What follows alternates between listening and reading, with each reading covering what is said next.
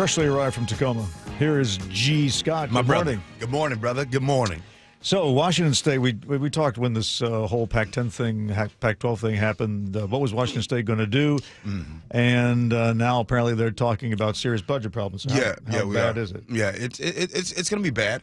But I'm only willing to talk about this topic if people are willing to admit now, because before they wouldn't, now admit that football is very important to the bottom line of a lot of universities in this country, right? Yeah. And the motto of football. And what is the motto? The motto is there's a bunch of young men out there on the football field that don't get paid to play this sport while universities, college coaches, and TV make a lot of money. So if we're willing to admit that, because you have no choice but to admit it, because Washington State was already $100 million in the red, now things can get worse.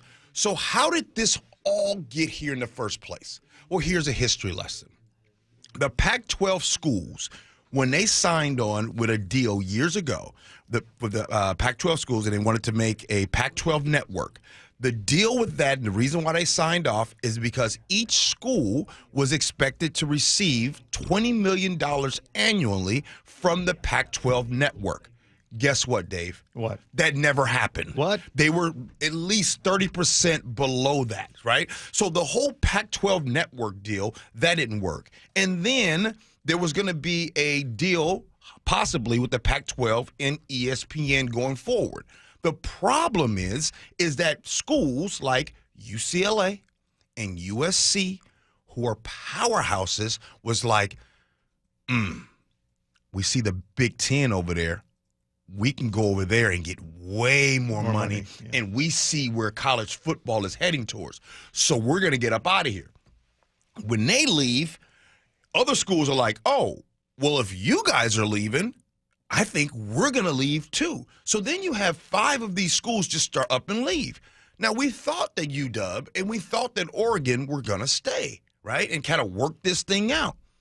They themselves saw the money in that situation. So first, I want to just say this. Washington State is in this situation because, A, number one, they trusted that the conference would stay together, and B, the people in the conference was like, nah, we're up out of here. And so now they're left holding the bag.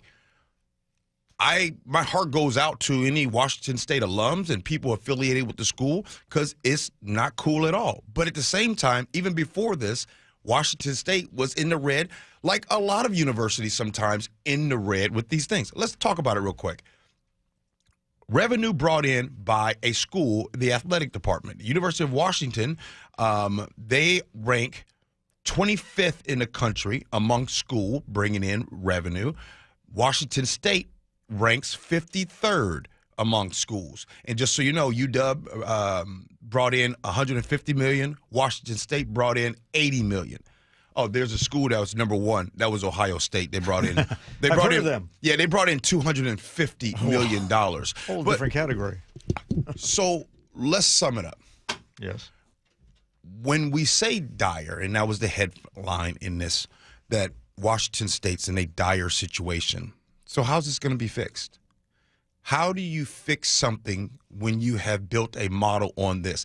It reminds me of, let's just say you get a raise at work, and now you're making more money, right? Mm-hmm. You're making more money than ever before. Mm-hmm. It's probably not a good idea to lift and raise your expenses way up to match how much you're making. Because if for some reason you lose the ability to make that money, right, finances 101, you got a big gap. You got a big gap in potential deficit. So they have to reduce their expectations for their football program. They have to go back to football just being a casual sport that people play, and go back to teaching people like academics. Is that what you guys want? Is that what Washington? Now, I'm not speaking for Washington State fans. I'm just saying, or alumni. What else are you going to do? That's what you have to do. Yeah. It's not even what you want to do. It's like if my wife, happy birthday to my wife today. I just want to tell her happy birthday. If my wife wants to go eat out at a fancy restaurant, and I say, hey, we can't do that anymore. I ain't got the money. Hey, I came from a school that proves that life can exist without a competitive football team. Right. So what the heck? So So here's the conversation, Sully, that we're going to have, and you got that smirk on your face going forward. Which is it? What are you smirking about? What are you smirking about? All sorts of things. Because as I'm hearing your discussion of things, I'm thinking, God, that sounds an awful lot like the way the legislature does things. When we don't have the money, or when we're flush with money, we spend, and never save anything for a rainy day, which could never happen. Very good. So, Dave, yes, this is a conversation that people can have at their dinner tables going forward. Yes. Like you said, which is it going to be?